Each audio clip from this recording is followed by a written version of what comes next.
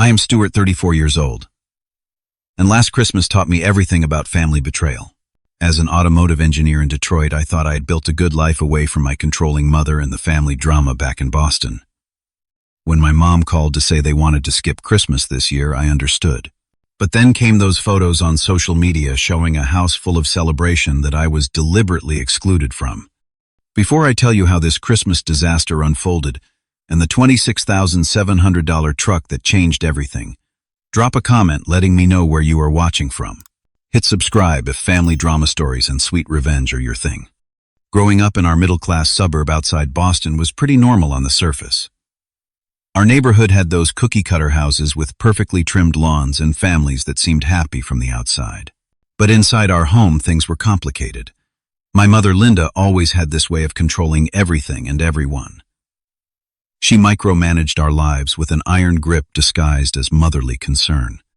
From an early age, I noticed how differently she treated me compared to my younger sister, Melissa.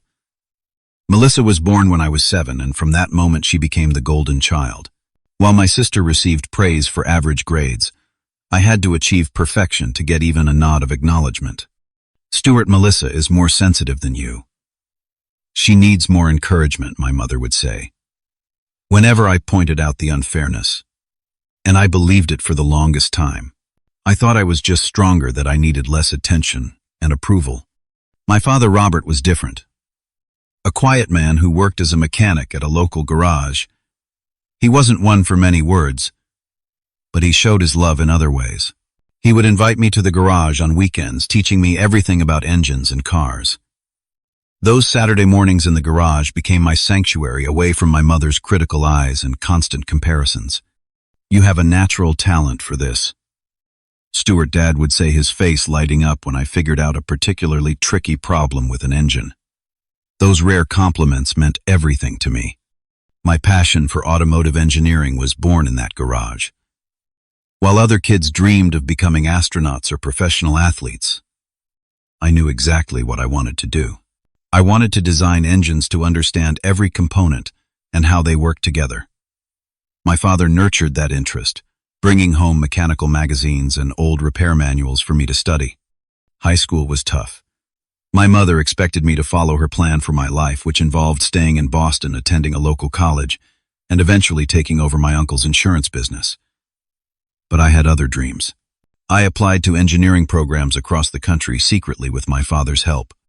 When the acceptance letter from Michigan Tech came with a partial scholarship, I was ecstatic. My father was proud, but tried to hide it in front of my mother. Linda was livid. "So you think you are too good for us now? Going all the way to Michigan to play with cars," she had said, her voice dripping with disdain. Melissa, 14 at the time, had watched the argument with wide eyes from the stairs. We had never been particularly close, but in that moment I saw something like admiration in her eyes, maybe even a hint of envy at my courage to defy our mother. College was freedom. For the first time, I could breathe without feeling the weight of my mother's expectations. I excelled in my classes, made friends who shared my passion, and even had relationships without my mother's scrutiny and inevitable disapproval. After graduation, I landed a job with one of the major automotive companies in Detroit. The distance between Michigan and Massachusetts became more than just geographical. With every promotion and achievement, I felt less inclined to share my success with my family, knowing my mother would somehow diminish it or turn it into something about Melissa. The years passed and my visits home became less frequent. Christmas was usually the one time I made the effort to fly back.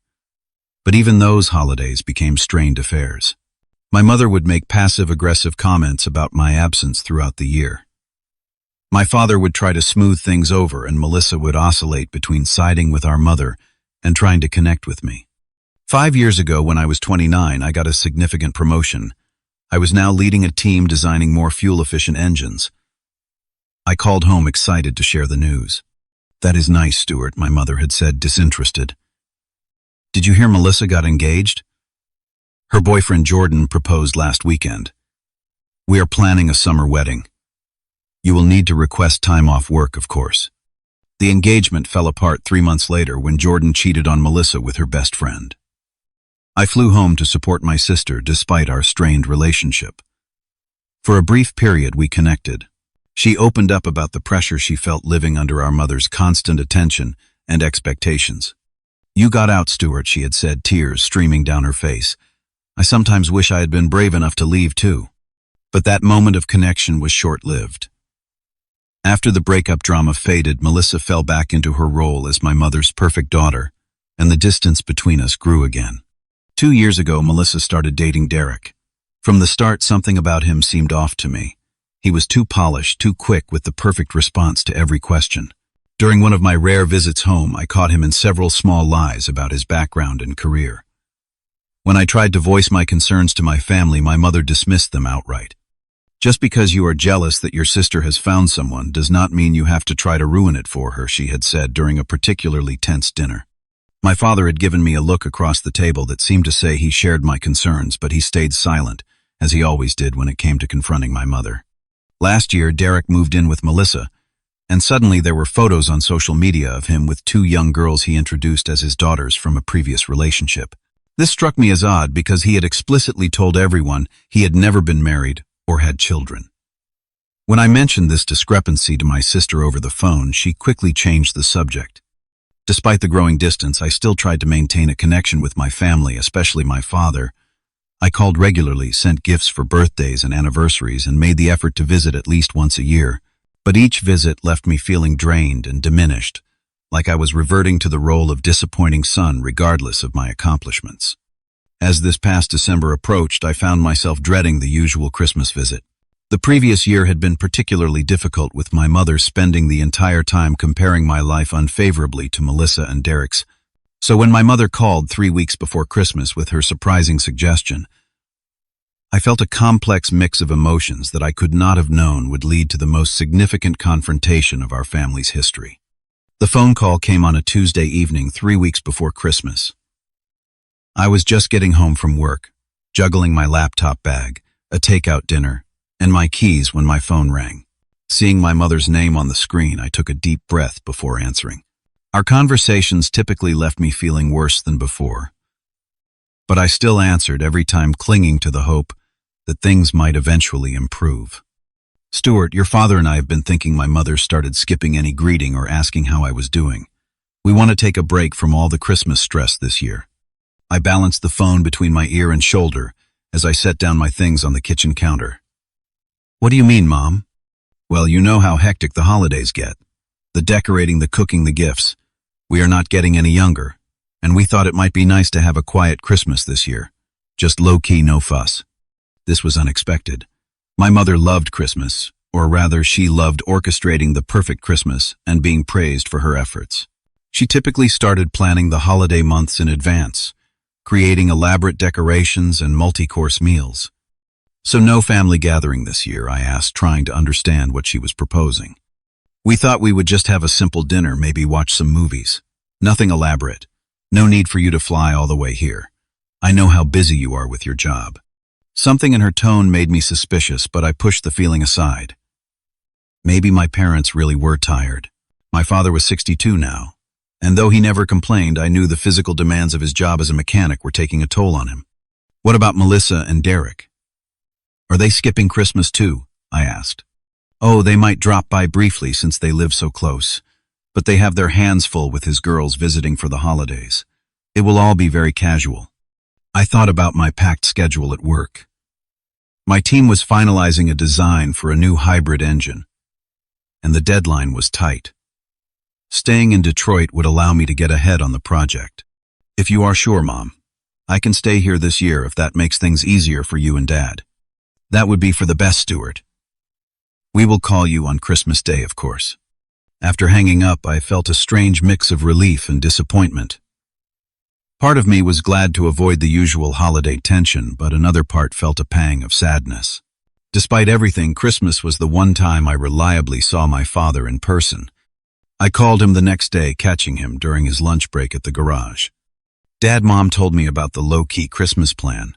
Are you really okay with that?" There was a slight pause before he answered. "Your mother thinks it is best this year."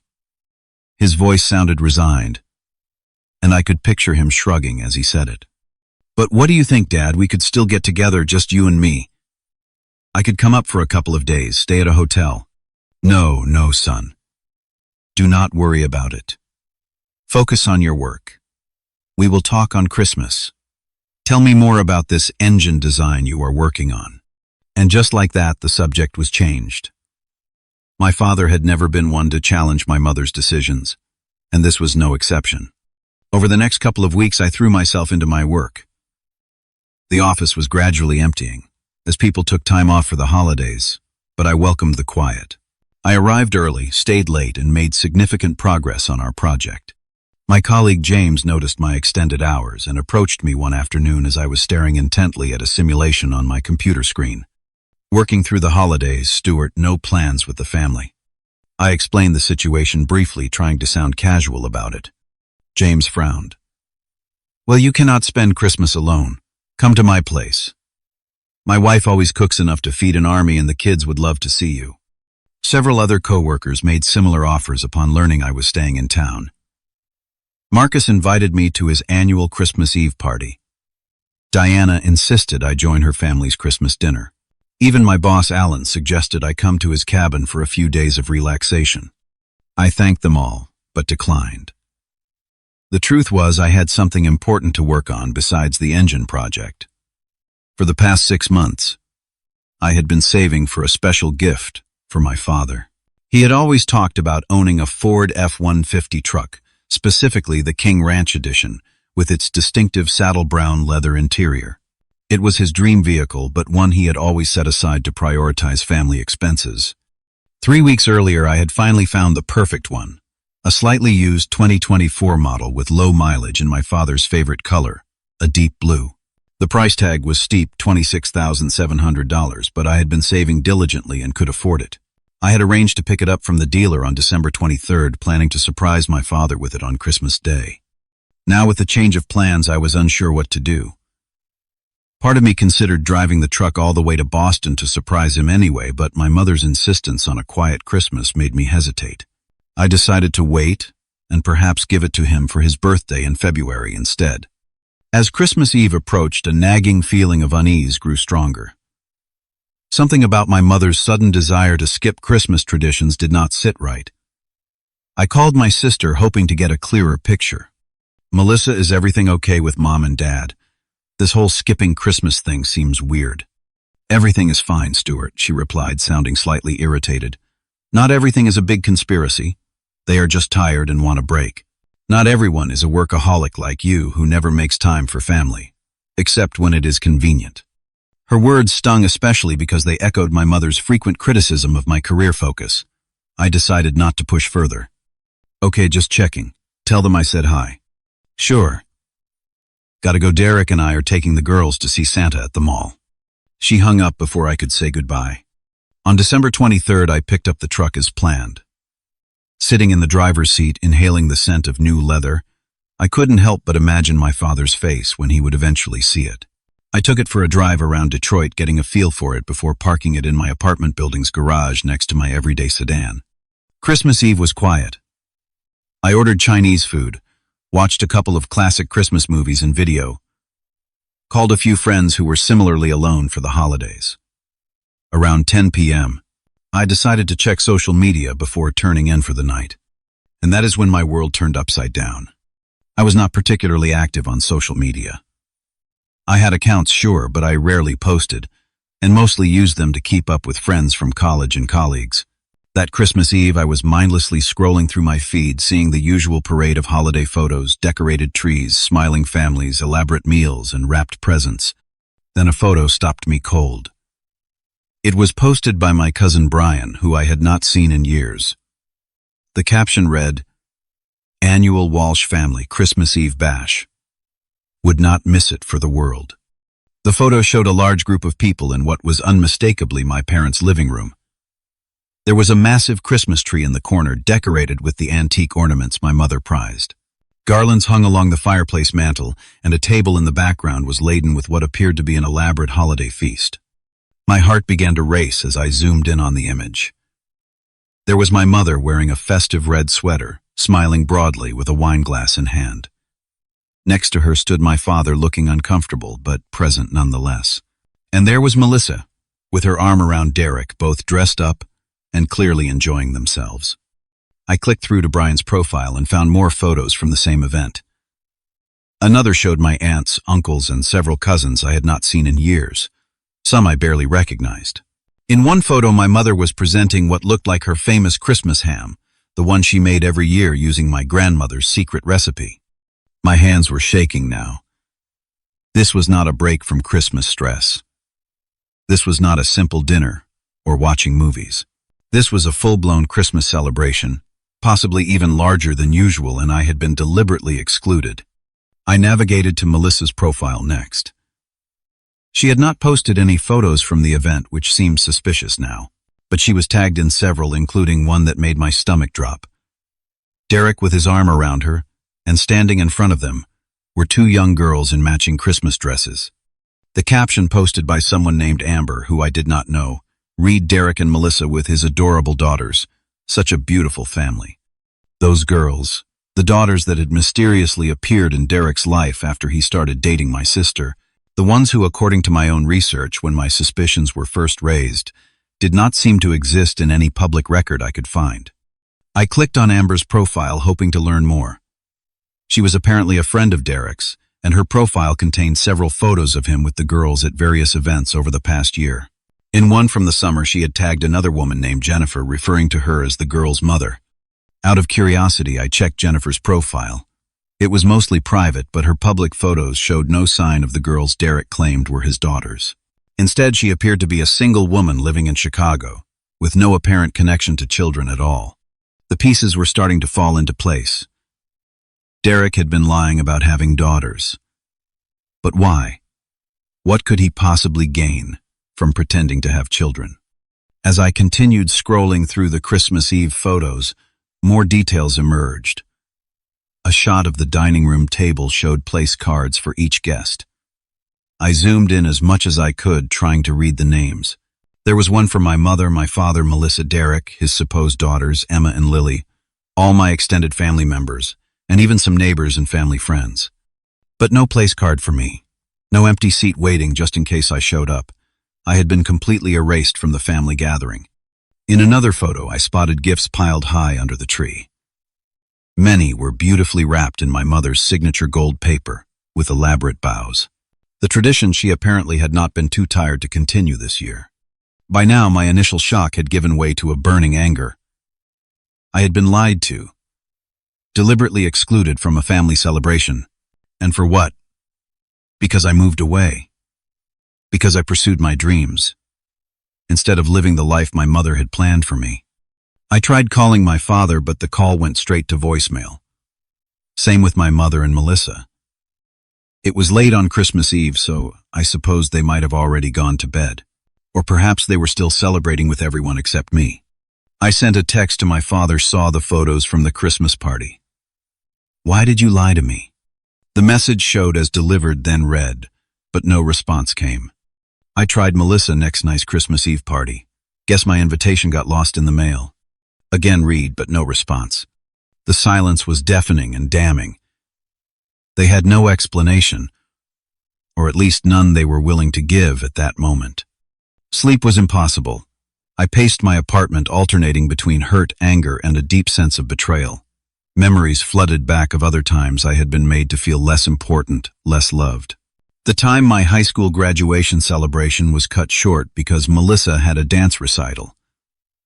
The time my mother forgot my birthday entirely, but threw an elaborate surprise party for my sister 2 months later.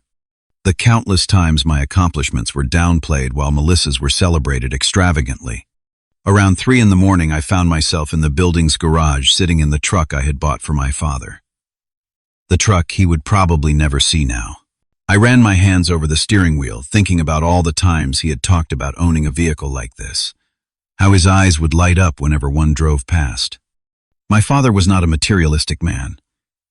He had worked hard his entire life providing for his family without complaint. This truck represented the one indulgence he had ever expressed wanting for himself, and I had been so excited to give it to him, to see the look on his face when he realized it was his. Now that vision seemed like a foolish fantasy. The man who had stood by and allowed me to be excluded from the family Christmas would never see this gift. or so I thought in that moment of hurt and anger. As dawn broke on Christmas morning, I was still awake, having moved from the garage back to my apartment. My emotions had cycled through shock, anger, and hurt so many times that I felt numb. But somewhere in those dark hours, a new feeling had emerged: resolve. I had done nothing wrong. I had built a successful life, tried to maintain family connections despite the difficulties, and even planned an incredibly generous gift. I had nothing to be ashamed of or apologize for. It was time my family understood exactly what they had thrown away with their deception. Christmas morning dawned cold and gray in Detroit. I had not slept more than an hour or two, my mind racing with thoughts of betrayal and exclusion. Outside my apartment window, snow was falling gently, coating the city in a layer of white that would normally seem festive and peaceful. Today it just felt isolating. I made coffee and sat at my kitchen table, scrolling through more photos from the family gathering I had been deliberately excluded from. Each new image was another twist of the knife. There was my Aunt Martha, who always told me how much she missed seeing me. Uncle Dave, who claimed to be too busy to meet up when I was in town for work last summer. Cousins I had grown up with, neighbors who had known me since childhood, all gathered together in my parents' home, celebrating without me. I tried calling my father again. Straight to voicemail. My mother. The same. My sister. No answer. The silence was perhaps the most painful part. No explanations, no apologies, not even an attempt to justify what they had done. Just silence, as if I were not worth even the effort of a lie. I opened a bottle of bourbon, not caring that it was barely 8 in the morning.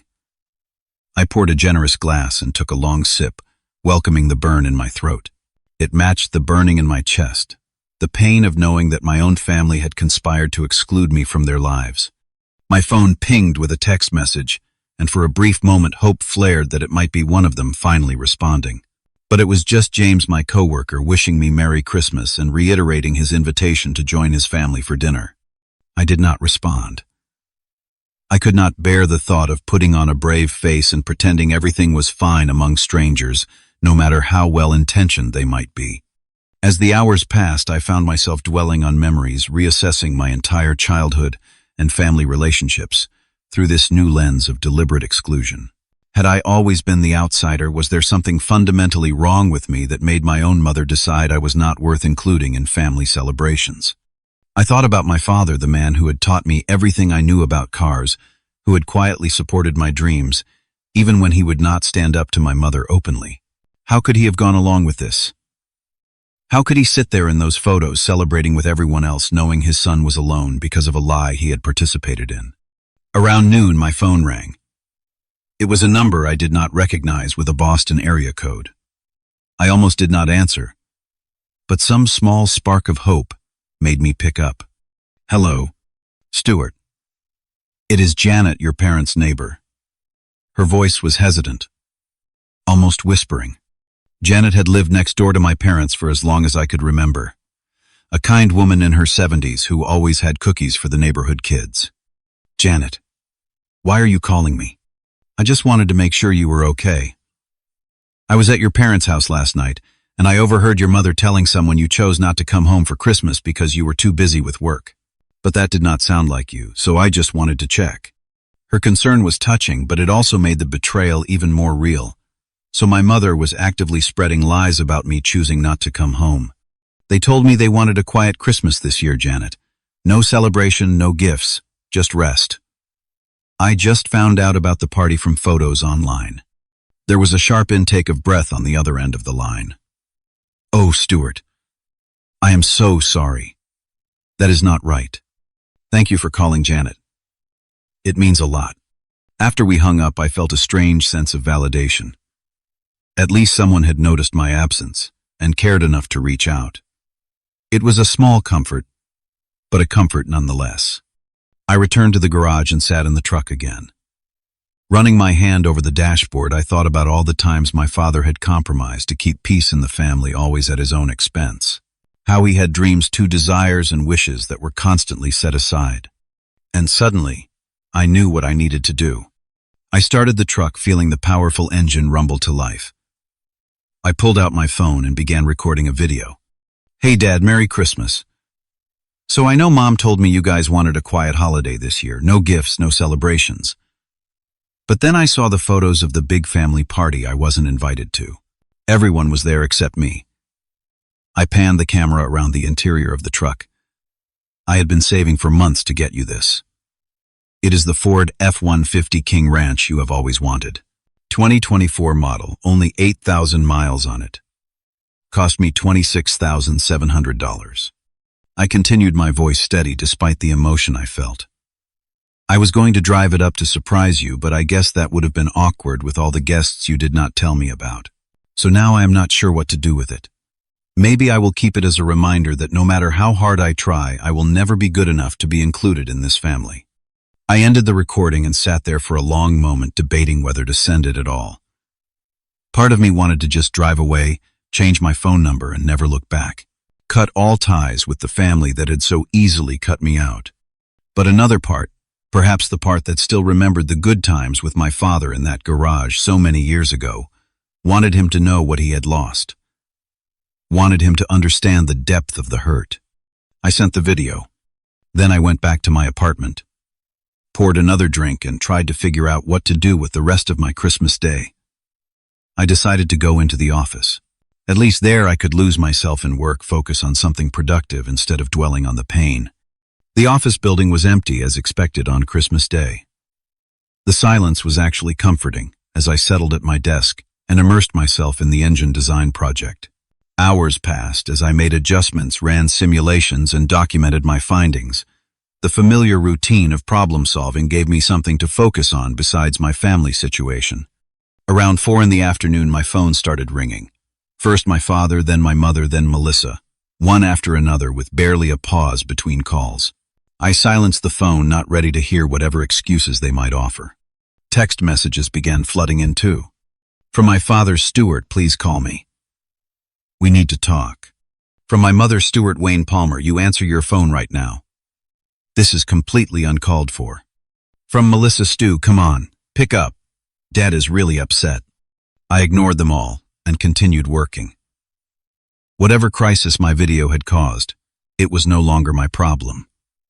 They had made their choice when they excluded me, and now they would have to live with the consequences. More calls came in over the next hour. More texts. I turned my phone off entirely and kept working, losing myself in the complex equations and design challenges that had always given me a sense of purpose and control. At exactly 5:31:73 minutes after I had sent the video, there was a knock at the office door. Confused, I walked through the empty workspace to see who it could be. The building required a keycard for entry, so it had to be another employee who had decided to work on the holiday. I opened the door and froze. Standing there, looking exhausted and disheveled, was my father. For a moment, we just stared at each other, neither of us speaking. My father looked older than I remembered, with more gray in his hair and deeper lines around his eyes. He was still wearing the same sweater from the Christmas Eve photos, now rumpled from what must have been a long drive. How did you find me? I finally asked, my voice coming out harder than I intended. Your building security called up. I told them I was your father.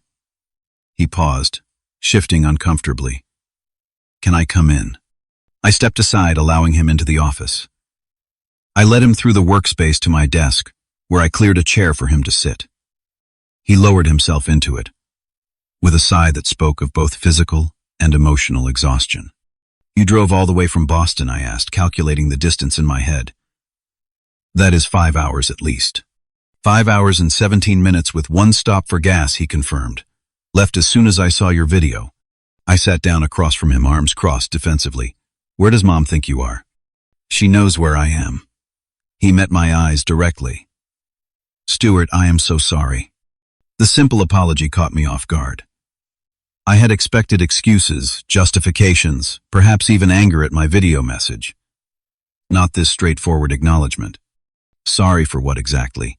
For excluding me from Christmas, for lying to me, or just for getting caught? My father winced at the harshness in my tone. For all of it. For letting your mother convince me it was better not to upset the extended family by having you there. for not standing up for you, for being a coward. His honesty was disarming. I had never heard my father speak so openly about his failings before. What do you mean? Upset the extended family by having me there. What did I ever do to them? He sighed deeply, rubbing his hand across his face. It is not what you did. It is what they think you might do. Your mother told everyone you had criticized Derek that you were trying to cause problems between him and Melissa. She said having you at Christmas would just create tension and drama. I felt my anger rising again.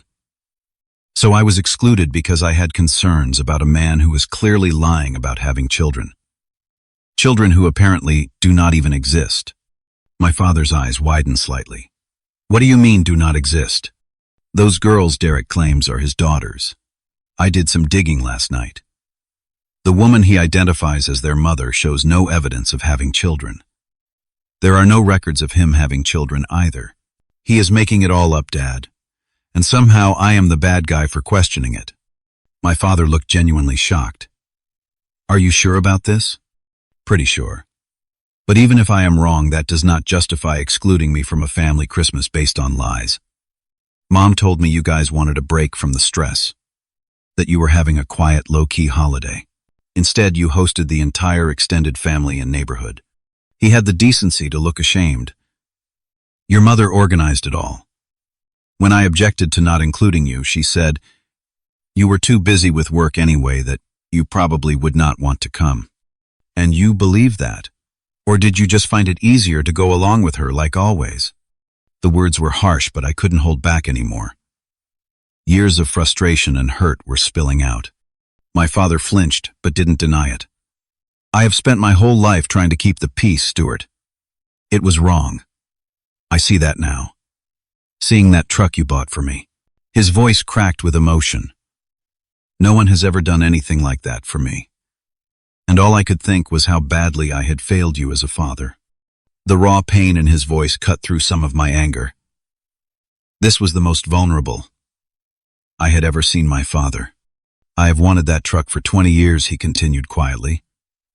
Talked about it so many times that your mother got sick of hearing about it. But I never thought I would actually own one.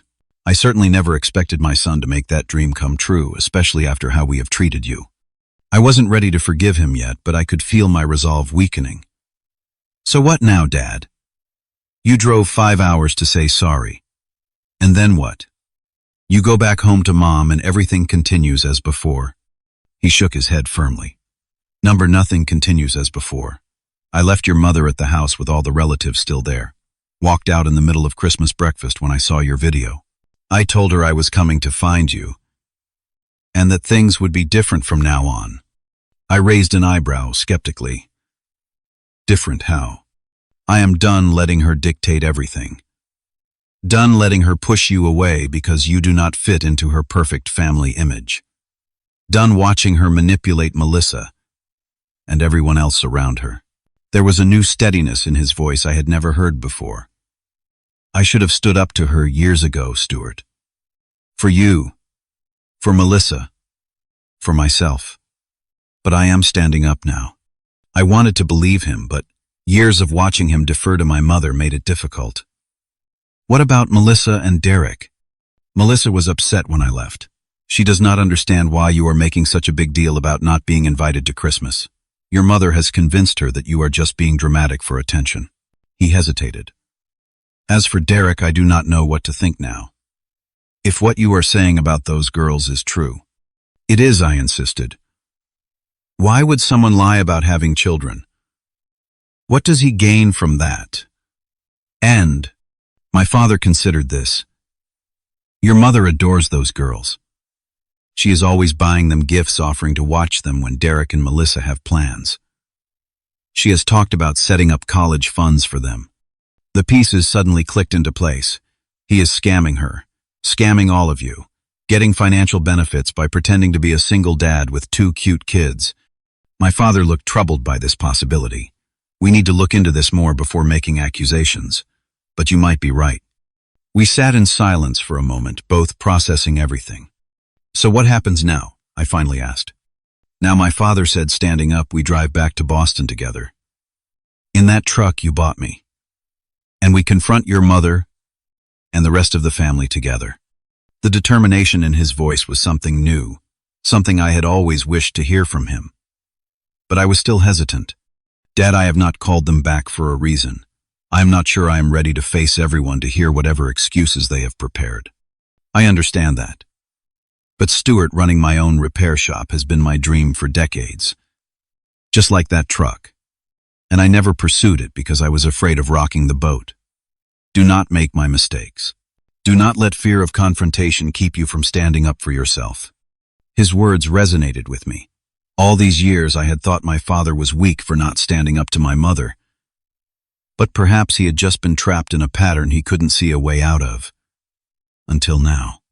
"The truck is yours," I said finally. "I bought it for you. But yes, we can drive it to Boston together." For the first time since he arrived, my father smiled. A genuine smile that reached his eyes. "Thank you, son.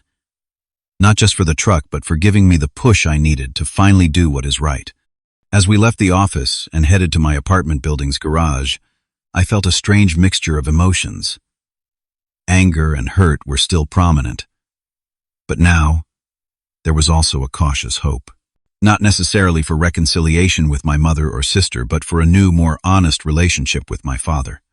The confrontation waiting for us in Boston would not be easy, but for once I wouldn't be facing it alone. The drive from Detroit to Boston in the new truck was surprisingly comfortable despite the emotional weight of our impending confrontation. My father took the wheel after insisting he wanted to experience his new vehicle properly. As he drove, his hands caressed the leather steering wheel, with a reverence that confirmed I had made the right choice, regardless of how things played out with the rest of the family. The 5-hour journey gave us time to talk, really, talk in a way we never had before. Without my mother's presence to monitor and direct our conversations, my father opened up about his life, his regrets, and the gradual erosion of his autonomy in his marriage. "Your mother wasn't always like this," he said as we crossed into New York State. "When we first met, she was ambitious, driven, but also kind. She had dreams of running her own business, being independent." "What changed?" I asked. He sighed deeply. "Life, I suppose. Her father's business failed when we were newlyweds. It devastated him and by extension her. After that, she became obsessed with stability, with appearances. When you were born, it intensified. Everything had to be perfect, controlled. And Melissa became the perfect controllable child," I added. He nodded sadly. "You were always independent, even as a little boy. You questioned things, had your own ideas. Linda saw that as a threat to the perfect family image she was cultivating." We drove in silence for a while, the highway stretching endlessly before us. My father finally spoke again near the Pennsylvania border. "I love your mother, Stuart, despite everything. But I do not like what she has become, or what I allowed myself to become, by enabling her." His honesty was refreshing and painful, all at once. As we approached Boston, the tension in the truck became palpable. It was early evening on December 26th, and according to the text my father had received, many of the extended family members were still at the house, extending the Christmas celebration into a second day. "Are you ready for this?" my father asked as we turned onto the familiar street of my childhood. "No," I admitted, "but I do not think I ever will be. So let's just get it over with."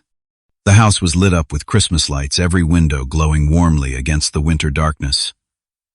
Several cars were still parked in the driveway and along the street.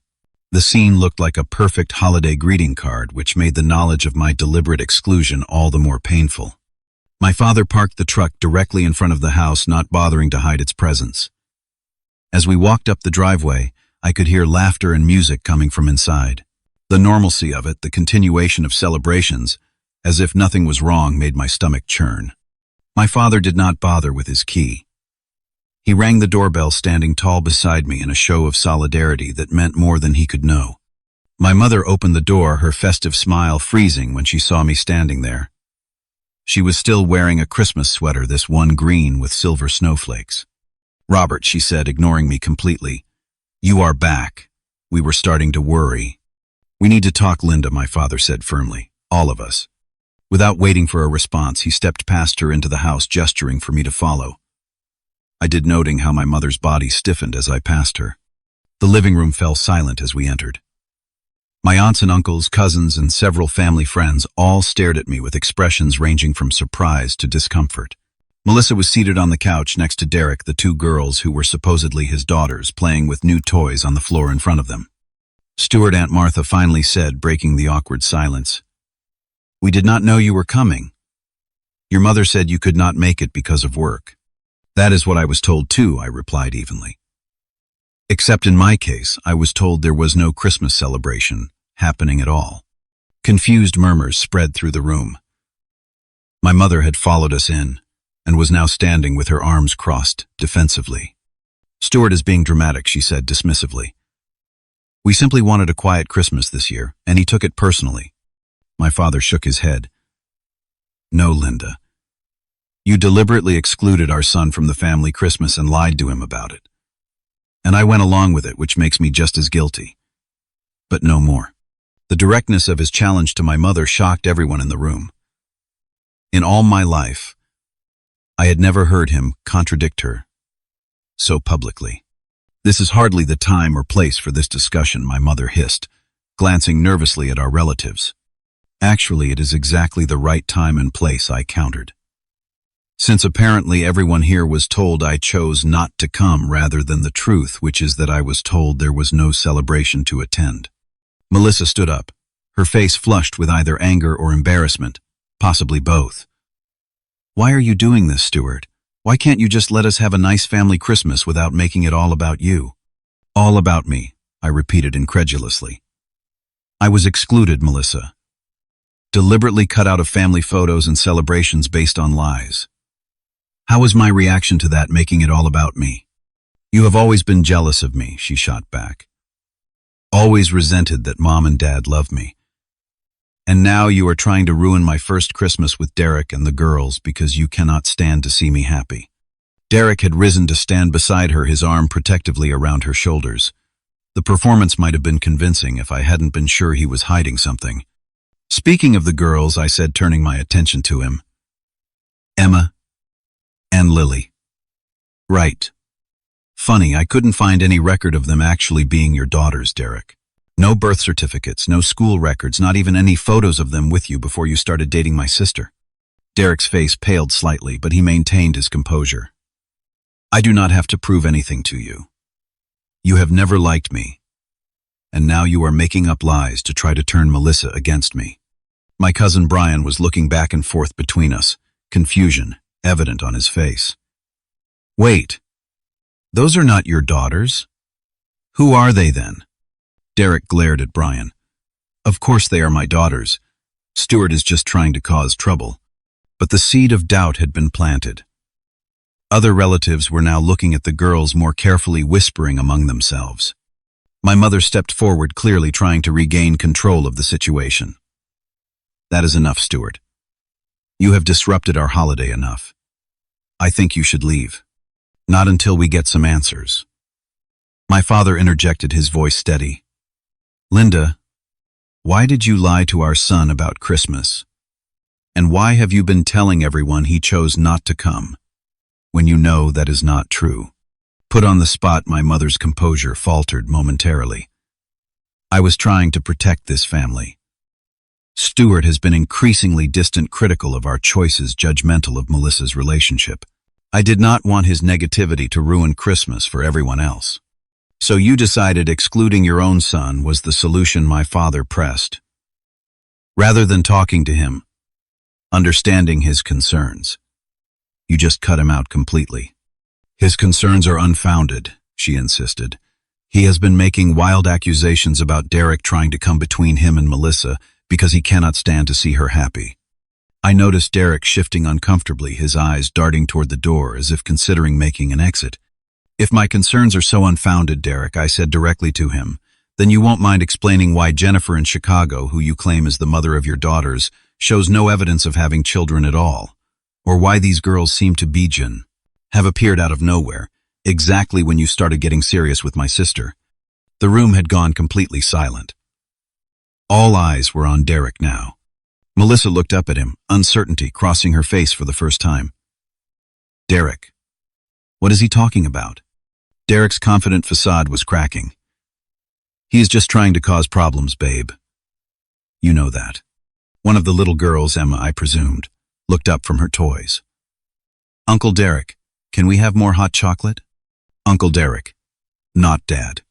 The slip was small but significant. A collective gasp went through the room. Uncle Melissa repeated, stepping away from Derek. Why did she call you uncle? Derek was floundering now. She gets confused sometimes. Kids say the darndest things right. The other girl, Lily, looked equally confused. But you told us to call you Daddy when we're here, and Uncle Derek when we're at home with Mommy. The room erupted in shock and confusion. My mother's face had gone white, and Melissa looked like she might be sick. Who are these children, Derek? My father demanded. Cornered Derek finally broke. They're my nieces, okay? My sister's kids. I borrowed them to make a good impression. It is not a big deal. Not a big deal. Melissa's voice was barely above a whisper. You lied about having children. You made me think I was building a relationship with your daughters. How is that not a big deal? My mother had sunk into a chair, her perfect family Christmas crumbling around her. I bought them presents, she said faintly. I was setting up college funds. That was the idea, I said, the pieces fully coming together now. Wasn't it, Derek? Get my mother emotionally invested in your fake daughters, so she would financially invest in them too. And by extension, in you. Derek's face hardened. You don't know anything. I know you're a fraud, I replied evenly. And I think everyone else here knows it now too. Melissa had backed away from him completely, now tears streaming down her face. Get out, she whispered. Get out and take your nieces with you. I never want to see you again.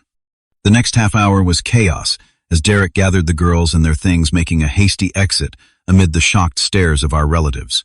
Several people approached me to apologize for believing I had simply chosen not to attend Christmas. Aunt Martha hugged me tightly, whispering how much she had missed me and how wrong it all was. Through it all, my mother remained seated, silent and pale, watching as her carefully constructed perfect family image disintegrated. When most of the relatives had left, promising to call the next day, she finally spoke. I was trying to protect this family, she said, her voice lacking its usual confidence. No, Mom, I replied, tired but relieved that the truth was finally out. You were trying to control this family, and in doing so, you almost destroyed it. My father placed his hand on my shoulder, a gesture of support that meant everything in that moment. Things will be different from now on, Linda, he said quietly but firmly. Stuart is our son, and he will always have a place in this family. If you cannot accept that, then we have bigger problems than a ruined Christmas. For the first time in my life, I saw my mother at a loss for words. The reality of what she had done and what it had cost her seemed to be finally sinking in. Melissa approached me hesitantly, her eyes red from crying. I am so sorry, Stuart. I had no idea Mom told you there was no Christmas celebration. I just thought you were too busy to come, like always. The like always stung, but I let it go. There had been enough confrontation for one day. We have a lot to talk about, Melissa, I said gently. But not tonight. Tonight, I think we all need some space to process everything that has happened. She nodded, then gestured toward the front window. Is that Dad's new truck outside? Yes, I said, allowing myself a small smile. My Christmas gift to him. It is beautiful, she admitted. He is going to love it. He already does, I replied, glancing at our father, who for the first time in years looked like a weight had been lifted from his shoulders. As I prepared to leave, promising to return the next day for a real conversation, my father walked me to the door. I am proud of you, Stuart, he said, his voice thick with emotion. Not just for the truck, though that is the most generous gift I have ever received, but for standing up for yourself, for the truth. It is long overdue, and I am sorry it took this to make me see that. I hugged him, feeling a connection that had been missing for too long. It is not too late, Dad. For any of us. As I walked back to the truck to retrieve my overnight bag, I glanced back at the house. Through the window, I could see my mother sitting alone in the living room, surrounded by the remnants of her perfect Christmas that had been built on lies. For the first time, I felt not anger toward her, but a kind of pity. The truth had been painful but necessary. And maybe, just maybe, it was the first step toward building something real and honest in its place. 3 months have passed since that fateful Christmas confrontation. Spring has come to Boston, bringing with it not just warmer weather and blooming flowers, but a new beginning for my family as well. I am back in Detroit now, sitting in my apartment, as I reflect on everything that has changed. The engine design project my team and I were working on during those difficult holiday days has been completed successfully, earning praise from company executives and potentially leading to a promotion in my near future. But my career achievements, while still important to me, no longer feel like the only measure of my success or worth. The most significant change has been in my relationship with my father. True to his word, Robert Palmer has been standing up for himself and making changes in his life. 2 weeks after Christmas, he surprised everyone by announcing he was leaving his job at the garage to finally pursue his dream of opening his own auto repair shop. He found a small but well-located space for rent on the outskirts of Boston and invested his savings in equipment and supplies. Palmer & Son Auto Repair opened its doors in February. The "and son" part was his idea, despite my geographical distance from the business. "You inspired me to finally do this," he told me during one of our now regular Sunday phone calls. "Your name belongs on the sign too." He drives the blue Ford F-150 truck to work every day, proudly parking it in front of the shop, as an unofficial advertisement. According to him, it has drawn quite a bit of attention and helped bring in customers curious about the new business. He sends me photos of the truck at least once a week, always with a new angle or in a different location, like a proud parent documenting their child's growth. My relationship with my mother has been more complicated. The exposure of her lies and manipulation at Christmas forced her to confront some uncomfortable truths about herself and her behavior toward me over the years. Initially, she retreated into a defensive shell, maintaining that she had only been trying to protect the family harmony. But as weeks passed and my father continued to assert his independence, something began to shift. It started with a text message in late January. A simple, "I miss you," that must have cost her considerable pride to send. Then came a birthday card in February with a handwritten note acknowledging that she had been unfair to me and asking if we could talk. Our first conversation was awkward and strained both of us navigating unfamiliar territory. But it was honest in a way our interactions had never been before. She admitted that she had always found my independence threatening, that it reminded her too much of her own abandoned ambitions. "I was so afraid of you making the same mistakes my father made, taking risks and failing," she confessed during our second call. "But in trying to protect you from failure, I pushed you away entirely. We are not close yet and may never have the warm, loving relationship some mothers and sons enjoy. But we are communicating now with a level of truth that feels like progress." She has even begun seeing a therapist, something the old Linda Palmer would have considered an unacceptable admission of weakness. The most surprising development has been with Melissa. After the humiliation of discovering Derek's deception, she threw herself into her work as an elementary school teacher, avoiding dating or social events. We began texting regularly, first just brief check-ins, then longer conversations about our childhood and the family dynamics that had driven us apart. Last month, she flew to Detroit for a weekend visit, her first time seeing my life here. I showed her around the city, introduced her to my friends and colleagues, and gave her a tour of the automotive plant where I work. On our last night over dinner at my favorite local restaurant, she made a confession that caught me completely off guard. "I was always jealous of you, Stuart," she said, staring into her glass of wine rather than meeting my eyes. "You had the courage to leave, to build your own life away from Mom's control. I resented you for that freedom even while I envied it." Her honesty opened the door to a deeper conversation about our shared childhood experiences and how differently we had each responded to our mother's controlling nature. For the first time, I felt like I was talking to my sister as an equal adult rather than competitors in our mother's approval game. As for Derek, he disappeared from our lives completely after that Christmas confrontation. According to mutual acquaintances, he left Boston entirely, presumably to find another family to infiltrate with his elaborate lies. The nieces who had played the role of his daughters were returned to their mother, Derek's sister, who apparently had been struggling financially and had agreed to the charade in exchange for monetary support. The truck that sparked this whole chain of events has become a symbol of the changing relationship between my father and me. When I visit Boston now, which I have done twice since Christmas, we spend hours working on small customizations and improvements to the vehicle. It has become our shared project, a tangible representation of the bond we are rebuilding. During my last visit, as we were installing a new sound system in the truck, my father turned to me with an uncharacteristic vulnerability in his eyes.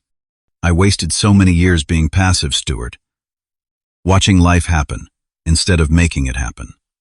He tightened a bolt with perhaps more force than necessary. I do not want you to make that same mistake. Promise me you will always stand up for yourself, even when it is difficult. Especially when it is difficult. I promised him I would, and it is a commitment I intend to keep. This experience has taught me several profound lessons that I carry with me daily now. First, that honesty, however painful initially, is always preferable to comforting lies. The temporary peace maintained by my mother's deceptions ultimately caused far more damage than truth would have.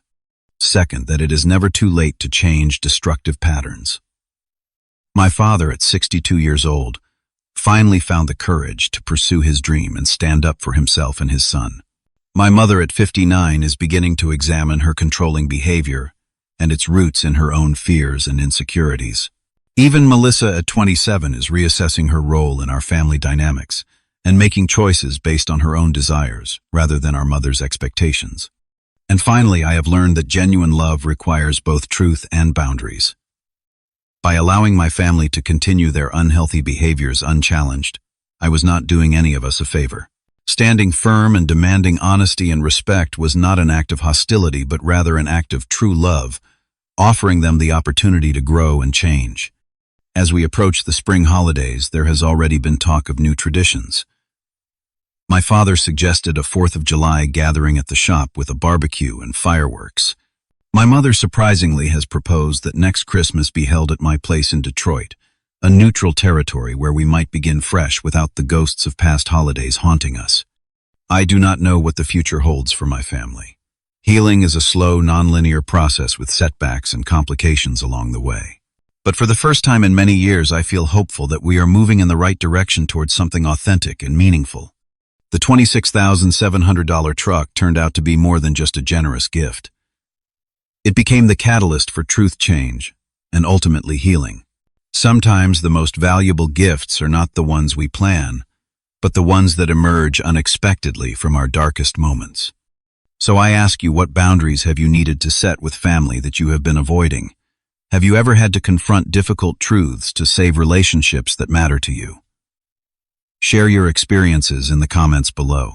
And if this story resonated with you, please like, subscribe, and share it with someone who might need to hear that standing up for yourself is not selfish, but necessary for authentic relationships.